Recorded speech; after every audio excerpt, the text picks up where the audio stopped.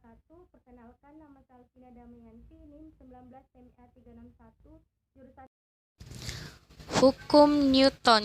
Hukum Newton adalah hukum yang menggambarkan hubungan antara gaya yang bekerja pada suatu benda dan gerak yang disebabkannya. Hukum gerak ini merupakan pondasi mekanika klasik yang dijabarkan dalam 3 hukum fisika. Hukum Newton 1. Bunyi, jika resultan pada suatu benda sama dengan 0, maka benda yang diam akan tetap diam, dan benda yang bergerak akan tetap bergerak dengan kecepatan tetap. Berdasarkan hukum ini, kita dapat memahami bahwa suatu benda cenderung mempertahankan keadaan.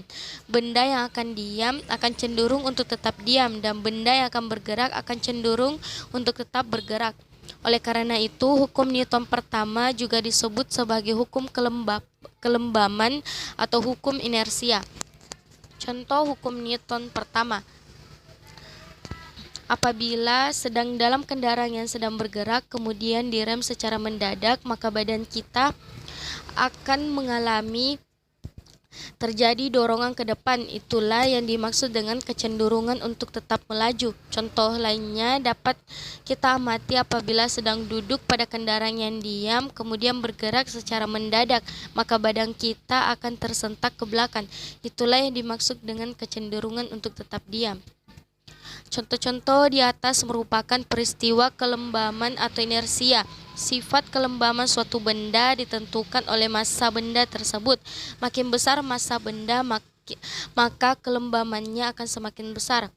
Sedangkan massa merupakan besaran inersia suatu benda. Semakin besar massa suatu benda, maka akan semakin besar gaya yang dibutuhkan untuk membuat benda tersebut melakukan akselerasi atau percepatan.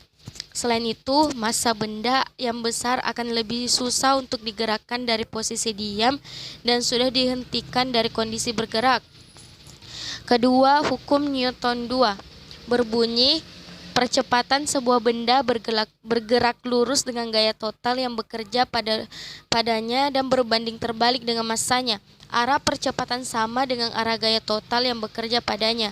Berdasarkan hukum Newton 2, kita dapat memahami bahwa benda akan bertambah kelajuannya jika diberikan gaya total yang arahnya sama dengan arah gerak benda. Akan tetapi, jika arah gaya total yang diberikannya pada benda tersebut berlawanan dengan arah gerak benda, maka gaya tersebut akan memperkecil laju benda atau bahkan menghentikannya. Karena perubahan kelajuan atau kecepatan merupakan percepatan.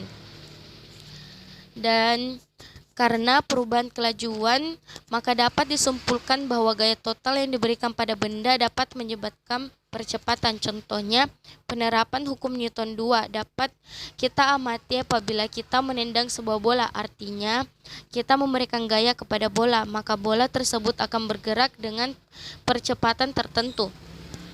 Berikut contoh rumus hukum Newton 2. Selanjutnya, hukum Newton 3 bunyi, ketika suatu benda memberikan gaya pada benda kedua tersebut memberikan gaya yang sama besar, tetapi berlawanan arah terhadap benda pertama.